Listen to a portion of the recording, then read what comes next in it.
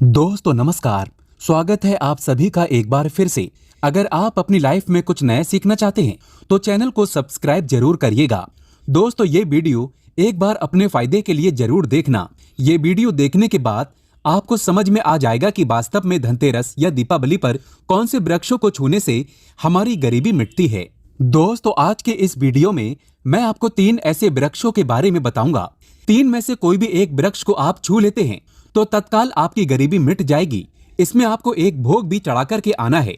मैं सारी जानकारी आपको इस वीडियो में बताऊंगा। वीडियो में कंटिन्यू बने रहना। देखिए, हमारे हिंदू धर्म में पेड़ पौधों को देवी देवता मान करके, पेड़ पौधों को देव स्वरूप मान करके हम इनकी पूजा करते हैं।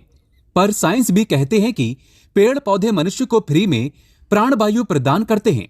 बिल्कुल ही, पेड़ पौधे हमें फ्री में प्राणवायु प्रदान करते हैं। पेड़ पौधे हमें ऑक्सीजन देते हैं एवं हमारे द्वारा निकाले जाने वाले कार्बन डाइऑक्साइड एवं अशुद्ध जितने भी खराब होते हैं, इन वायु को अपने में अंदर ग्रहण करते हैं। पेड़ पौधे स्वयं तेज धूप में तपता है एवं मनुष्य को शीतल छाया प्रदान करता है। पेड़ पौधे हमें कई प्रकार के फल, फूल एवं जलाने के लिए लकड़ी भी प्रदान करते हैं। तो हमारे शास्त्रों में पेड़ पौधों को बहुत गुणकारी कहे गए हैं। अनेक बीमारी का फ्री में उपचार पेड़ पौधों के माध्यम से, जड़ी बूटी के माध्यम से कर सकते हैं। दोस्तों भगवान श्री कृष्ण भी पेड़ पौधों को बहुत ही महत्व दिए हैं। वृक्ष में जो पीपल के वृक्ष हैं, इसे वृक्षों का राजा कहा जाता है, क्योंकि पीपल वृक्ष की आयु अन्य वृक्षों की तुलना में बहुत अत्यधिक होती है। भगवान श्री कृष्ण भी स्वयं गीता में कहे हैं, मैं वृक्षों में पीपल का वृक्ष हूं, क्योंकि स्वयं पीपल के वृक्ष में भगवान विष्णु एवं माता लक्ष्मी जी निवास करती हैं। तो आपको दीपावली के दिन आज की अगर आप वीडियो देखेंगे, आज की जो वीडियो का विषय है बहुत ही सुंदर है। आपको दीपावली के दिन यह वृक्ष छू करके आ जाना है। आपकी गरीबी, रोग, दोष एवं समस्त विकार समाप्त हो जाएंगे। दोस्तों हमारे धर्म में ऐसे अनेक वृक्ष हैं जो कल्याणकारी एवं मंगलकारी कहे गए हैं। ये वृक्ष मनुष्य के सभी प्रकार के कष्टों को दूर करते हैं, परेशानी को दूर करते हैं और दूर करने में समर्थवान भी हैं। तो आज की वीडियो में मैं 3 ऐसे पवित्र वृक्ष के बारे में बताऊंगा जिसे आपको दीपावली के दिन शाम के समय में छू करके आ जाना होता है। और साथ में आपको एक कपूर और आपको एक लौंग रखना है। मैं यही जानकारी नवरात्रि के समय में बताया था, लेकिन नवरात्रि के समय में मैंने आपको टोटके नहीं बताए थे। मैं टोटके ऐसे बता रहा हूं कि इसी के साथ में आपको एक कपूर और एक लौंग वहां पर रखकर जाना है और इस वृक्ष के नीचे जलाना भी है। और मैं आप लोगों को इस वृक्ष को भोग के लिए, अर्थात इस वृक्ष को आप अपनी समस्या बोलेंगे, छूते ही आपकी गरीबी मिटेगी। बहुत अच्छी जानकारी है और आपको भोग स्वरूप इसमें क्या लगाना है वो भी मैं जानकारी इस वीडियो में विस्तार से बताऊंगा। लेकिन उससे पहले अभी तक आपने हमारे चैनल को सब्सक्राइब नहीं किया है तो चैनल को सब्सक्राइब करके बेल आइकन जरूर दबाइएगा। सच्चे हृदय से कमेंट बॉक्स में लिखना ना भूले, दीपावली की हार्दिक शुभकामनाएं। जय माता लक्ष्मी। देखिए, अगर आप कठिन मेहनत करने के बाद भी एक दिन में 200 से 100 रुपए कमा रहे हैं और वहीं एक व्यक्ति कम मेहनत करके 2000 रुपए कमा रहा है, तो कौन सा अच्छा है, 2000 कमाने वाला या 100 रुपए कमाने वाला? 2000 कमाने वाला व्यक्ति कई प्रकार के उपाय करके सारी चीजों को, पैसों को तेजी से खींचने का काम करता है। दोस्तों देखिए, मैं अपने चैनल के माध्यम से आप सभी लोगों को अच्छी अच्छी जानकारी इसीलिए सिखाता हूं। कई लोग हमें कमेंट करके पूछते हैं, गुरुजी हमें एक वक्त की सही तरीके से रोजी रोटी नसीब नहीं हो पाती। हमारे पड़ोसी जो लाखों रुपए कमा रहे हैं, तो क्या इसमें हमारे भाग्य की गलती है? देखिए, भाग्य को आप मेहनत के द्वारा दूर कर सकते हैं, लेकिन पूर्व के समय में हमारे द्वारा किसी भी प्रकार की अनहोनी हो गई होती है या किसी भी प्रकार की हमारी कुंडली में दोष लग गया हो तो उसे दूर करने का काम करते हैं ये पेड़ पौधे। दोस्तों ये पेड़ पौधे जितने भी होते हैं, ये अगर आप दीपावली के दिन इन 3 वृक्षों में से अगर आप इसे जाकर के छू लेते हैं तो आपके जीवन में जो दोष लगे हैं, आपके जीवन में किसी भी प्रकार का आपको श्राप लगा है, हाय लगा है, बद्दुआ लगा है, तो उसे ये पेड़ पौधे अपने अंदर में खींच लेते हैं। ये अपने अंदर खींच करके अपनी डाली को आपकी बद्दुआ के कारण अपनी छोटी सी डाली को तोड़ देते हैं। यानी कि इनकी छोटी सी डाली सूख जाती है और आपकी बद्दुआ के कारण जो सामने वाले ने आपको बद्दुआ दी थी और आप इसे छू करके आते हैं इन वृक्षों को, तो आपकी बद्दुआ इन वृक्षों में चली जाती है। इनकी एक डाली सूख जाती है, आप देख लेना। और आप खुद देखना, इस वृक्ष को छूते ही बिल्कुल ही धनतेरस या खास तौर पर दीपावली के दिन आपके जीवन में ऐसा परिवर्तन आएगा कि उसी टाइम से आपके काम बनना शुरू हो जाएंगे। तो चलिए मैं आप लोगों को वृक्षों के बारे में बता दूं। मैं पहले वाले वीडियो में भी बता चुका हूं कि नवरात्रि के समय में यह जो परिजात का वृक्ष होता है बहुत ही उत्तम वृक्ष माना जाता है। परिजात का वृक्ष समुद्र मंथन से उत्पन्न हुआ था। आप सभी दर्शकों को यह जरूर पता होगा और यह देवराज इंद्र के नंदन वन में स्थापित किया गया था। बिल्कुल ही ये जो देवराज इंद्र के जो नंदन वन है माना जाता है स्वर्ग में वहां पर स्थापित करके रखे गए थे। परिजात वृक्ष भगवान श्री कृष्ण ने मानव जाति के जन कल्याण के लिए धरती लोक पर लाए थे। अगर किसी को हिंदू भाइयों को इनके बारे में जरूर पता होगा, सत्यभामा की कथा पढ़े हैं तो जानकारी मिल सकती है। आप सर्च करके गूगल में भी देख सकते हैं। ऐसा माना जाता है कि मनुष्य के शरीर में कितनी भी ज्यादा थकान हो, बिल्कुल इस वृक्ष को छूते ही तत्काल समाप्त हो जाती है। बहुत से लोग इस वृक्ष को थकान होने पर बिल्कुल इस वृक्ष को छूते हैं। बड़े बड़े राजनीतिक से जुड़े हुए लोग हैं हमारे चैनल में। बहुत से लोग राजनीतिक क्षेत्र से जुड़े हुए हैं, धर्म क्षेत्र से जुड़े हुए हैं। वे सारे लोग हमें जानकारी साझा भी करते हैं। दोस्तों, इस वृक्ष के नीचे ध्यान से सुनना, इस वृक्ष के नीचे आपको दीपावली के दिन जाना है और आपको घी का यहाँ पर दीपक जलाना है। अगर आप घी का दीपक जलाने में सामर्थ्य नहीं है तो कोई बात नहीं, आप कोई भी तेल का दीपक जला सकते हैं, सरसों के तेल का दीपक जला सकते हैं। एवं आपको करना क्या है, एक लौंग रखना है और एक कपूर रखना है और आपको मनोकामना बोलना है कि हे वृक्षराज, आप हमारी ये मनोकामना करें। आप मनोकामना वहां पर बोल देना, मैं यहां पर आपको नहीं कहूंगा।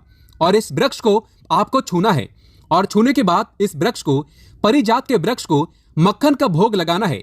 परिजात के वृक्ष पर स्वयं भगवान विष्णु जी, माता लक्ष्मी जी निवास करते हैं। शास्त्रों के अनुसार भगवान कृष्ण के ये स्वरूप कहे गए हैं क्योंकि भगवान कृष्ण ने मानव जाति के कल्याण के लिए परिजात के वृक्ष को नंदन वन से लाए थे। तो इसे छूते ही अगर आपके जीवन में किसी भी प्रकार की हाय लगी हो, बद्दुआ लगी हो, किसी की बुरी नजर लगी हो, जिसके कारण आपके बंद किस्मत के ताले खुल नहीं रहे हैं और आप चाहते हैं कि आपके बंद किस्मत के ताले खुल जाएं, आपकी हाय बद्दुआ कट जाए, शनि दोष लगा हुआ है कट जाए, तो इस वृक्ष को छुएं और आपको अपनी प्रार्थना बोलनी है कि हमारी हाय बद्दुआ एवं शनि दोष को मिटाएं, हमारी गरीबी को मिटाएं। इस प्रकार से छूते हुए आपको प्रार्थना करना है और एक लौंग और आपको एक कपूर तो जलाना ही है और इसके ऊपर में एक लौंग डाल देना और आपको मक्खन का भोग इसे लगा देना है। बिल्कुल ही आप उसे देखना, उसी टाइम से आपको शरीर हल्का लगना शुरू हो जाएगा और आपकी हाय बद्दुआ मिट जाएगी। अब आप में से अधिकतर लोग बोलेंगे कि गुरुजी, हमारे घर के आसपास कोई परिजात का वृक्ष नहीं है, तो हम क्या करें? तो चलिए मैं दूसरा वृक्ष बताता हूं। तो दूसरे वृक्ष में है गूलर का वृक्ष। गूलर के वृक्ष को यहाँ पे मैं क्यों इतना उत्तम बताता हूं, क्योंकि गूलर के वृक्ष को स्वयं भगवान नरसिंह देव का वरदान प्राप्त है। क्योंकि गूलर के वृक्ष को नरसिंह देव ने स्वयं वरदान दिया है कि आपके वृक्ष पर, हे वृक्षराज, मैं एवं आपकी जो माता लक्ष्मी है, हम आपके वृक्ष पर निवास करेंगे। और ऐसा भी कहा जाता है कि गूलर के वृक्ष के पास से अगर मुर्दे को ले जाया जाए तो उसके सारे पुण्य को यह वृक्ष खींच लेता है। आप में से बहुत सारे लोगों को लोक कथा जरूर पता होगा। तो गूलर के वृक्ष को भगवान नरसिंह देव ने बहुत सारा वरदान दिया है कि आप लोगों के कष्ट भी हरेंगे। तो आपको करना क्या है, दीपावली के टाइम में, दीपावली के दिन आपको सायंकाल के समय गूलर के वृक्ष के पास में जाना है। आप घी का दीपक जला सकते हैं, सामर्थ्य नहीं है तो आप सरसों के तेल का दीपक भी जला सकते हैं, तिल का तेल का दीपक भी जला सकते हैं। तिल के तेल का दीपक वैसे गूलर के वृक्ष के नीचे जलाया जाता है, तो इसे बहुत ही शुभ माना जाता है। आपको जलाना है और आपको एक कपूर और एक आपको जैसे रखे हैं लौंग को जलाना है, जैसे अभी मैंने पहले भी बताया है उसी प्रकार से जलाना है और इसे छू करके प्रार्थना करना है, हे गूलर, हे वृक्षराज, हम आपसे प्रार्थना लगाते हैं। आपके वृक्ष पर स्वयं भगवान नरसिंह देव तथा माता लक्ष्मी जी विराजित हैं। हम प्रार्थना लगा रहे हैं कि हमारी गरीबी एवं हमारी परेशानी एवं जो किसी की हमें हाय लगी है, बद्दुआ लगी है, किसी की बुरी नजर लगी है, हमारे घर में किसी को नजर दोष लगा है, सारे दोषों को समाप्त कर दीजिए। आप अपने अंदर में समाहित कर लीजिए, खींच लीजिए। इस प्रकार से आपको प्रार्थना करना है और गूलर के वृक्ष को आपको बताशे का भोग लगाना है। बताशे आपको समर्पित कर देने हैं और उसी दिन आपको 5 गूलर के फल लाना है। धनतेरस के दिन और दीपावली के दिन ऐसा माना जाता है कि जो व्यक्ति लाल कलर की चुंदरी में गूलर के पके हुए फल को लाते हैं, बांध करके और इसे पूजा करने के बाद और इसे धन पेटी में रखते हैं, तो ऐसा माना जाता है आजीवन ऐसे व्यक्ति के जीवन में, ऐसे व्यक्ति के घर में धन दौलत की कमी कभी नहीं होती। गूलर के वृक्ष को साक्षात माता लक्ष्मी के स्वरूप कहे गए हैं। गूलर के वृक्ष पर माता लक्ष्मी, नरसिंह देव विराजमान रहते हैं। तो आपको यही काम करना है। आपको प्रार्थना बोलते हुए आपको इसे छूना है और जो मैं प्रक्रिया बता रहा हूं वही प्रक्रिया करना है। 5 इसके फल जरूर ले आना और लाकर के दीपावली के दिन पूजा पाठ करने के बाद आपको इसे अपने धन स्थान में जरूर रखना है। आजीवन आपके जीवन में धन की कमी कभी नहीं होगी। दोस्तों चलिए मैं आप लोगों को इसके बाद तीसरा पौधा बता देता हूं। तीसरे पौधे में है बेल के वृक्ष। मैं आप लोगों को कई बार कई कथा में बता चुका हूं कि ये जो बेल के वृक्ष हैं माता पार्वती के स्वरूप कहे गए हैं। तो ये वृक्ष माता पार्वती के पसीने से उत्पन्न हुए हैं। स्कंद पुराण में बहुत ही स्पष्ट तरीके से बताया गया है। इसके पत्ते में शिव और डाली में पार्वती, जड़ में ब्रह्मा एवं तन में विष्णु जी स्वयं रहते हैं। संध्या काल में ऐसा माना जाता है कि शिव मंदिर के समीप में जो बेल के वृक्ष हैं, इसके नीचे में अगर कोई भी व्यक्ति अगर दीपावली के दिन संध्या काल में इसे वैसे तो डेली जलाना चाहिए, लेकिन अगर दीपावली के दिन संध्या काल में अगर भगवान शंकर जी का कोई भी शिव मंदिर है तो उसके किनारे में जो कोई बेल का वृक्ष हो वहां पे बिल्कुल आप एक घी का दीपक जला दीजिए। इसे बहुत ही उत्तम कहे गए हैं। वैसे अगर आप घी का दीपक जलाते हैं तो आपको धन, गुण एवं परम शिव भक्त की प्राप्ति होती है। दोस्तों इस वृक्ष को छूने से पाप तत्काल नष्ट हो जाते हैं। कैसा भी आपके जीवन में पाप हो दूर हो जाते हैं। तो आपको करना क्या है, देखिए जो बेल के वृक्ष हैं इसे बहुत ही उत्तम कहे गए हैं। माता लक्ष्मी को भी बेल के वृक्ष का अवतार लेना पड़ा था। एक कथा के अनुसार इसके बारे में मैं एक कथा भी बता दूंगा कि क्यों माता लक्ष्मी को बेल के रूप में बेल के वृक्ष में अवतरित होना पड़ा था। मैं इसके बारे में भी एक कथा भी आपको बता दूंगा। तो आपको दीपावली के दिन बेल के वृक्ष के नीचे हो सके तो घी का दीपक जरूर जलाइएगा। घी का दीपक बहुत ही उत्तम कहे गए हैं। अन्य वृक्षों को जैसे आपने मक्खन चढ़ाया, बताशे का भोग लगाया, बेल के वृक्ष को माता पार्वती तथा भगवान शंकर के स्वरूप ही कहेंगे। बेल की जो वृक्ष की जड़ होती है, इसके जो मूल भाग होते हैं, इसमें समस्त तीर्थ आकर के निवास करते हैं। इसीलिए सावन के महीने में कहा जाता है जो लोग अगर तीर्थ धाम नहीं जा सकते, तीर्थों के दर्शन नहीं कर पाते, तो ऐसे व्यक्ति बेल वृक्ष के नीचे में 1 महीने तक घी का दीपक जला लेते हैं तो संपूर्ण जितने भी तीर्थ होते हैं इसके घूमने का बराबर पुण्य की प्राप्ति होती है। मैं इसीलिए सारी जानकारी गुप्त रहस्य जानकारी बताता हूं, जिससे आप सभी दर्शकों को, कल्याणवासी दर्शकों का बिल्कुल आध्यात्मिक उन्नति हो। सभी को धन की जरूरत नहीं होती, किसी को पुण्य की प्राप्ति की जरूरत होती है।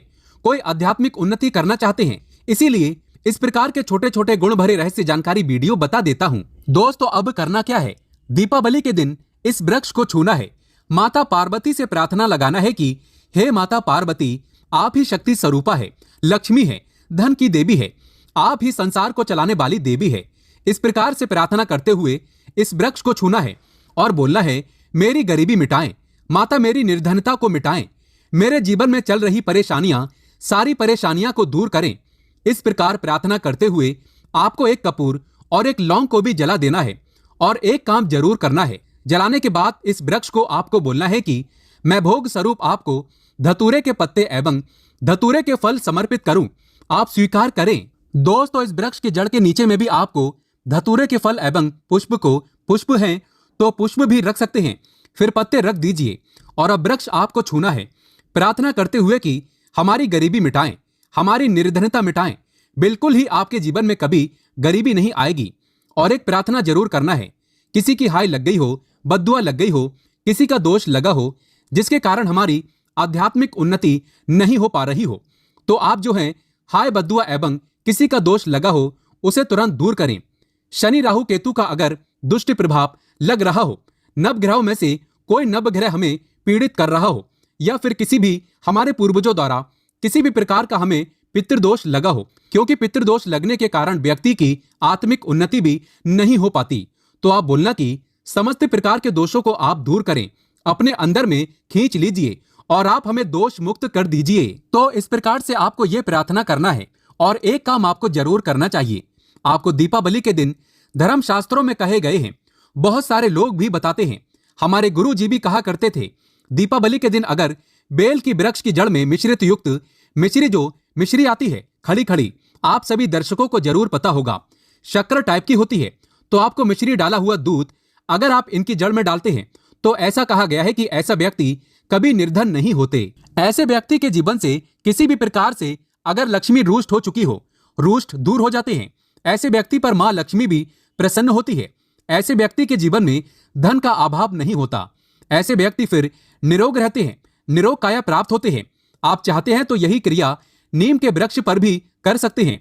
नीम के वृक्ष पर माता लक्ष्मी निवास करती है, समस्त देवी शक्ति निवास करते हैं। नीम के वृक्ष में अगर आप जो है दीपावली के दिन ध्यान से सुनना, दीपावली के दिन सायंकाल में आपको 1 गिलास या फिर 1 लोटे सामर्थ्य के अनुसार तांबे के लोटे में आपको दूध डाल करके इनके अंदर इन्हें जो है अभिषेक करना चाहिए, इनकी जड़ में डालना चाहिए। लेकिन आपको मीठा दूध ही डालना है, मिश्री मिला हुआ दूध आपको चढ़ाना है, इनकी जड़ में डालना है और गरीबी मिटाने की प्रार्थना करना है। या फिर जो लोग कर्जे का भार हैं वो लोग बोल सकते हैं कि हमारे कर्जे का भार दूर हो, या फिर जीवन में जो किसी भी प्रकार की जो परेशानी है वो परेशानी भी बोल देना। वो परेशानी तत्काल ये वृक्ष समाप्त करते हैं और आपको इसे छू करके आ जाना है। दोस्तों, जनहित एवं जन कल्याण के लिए इस वीडियो को आगे जरूर शेयर करना।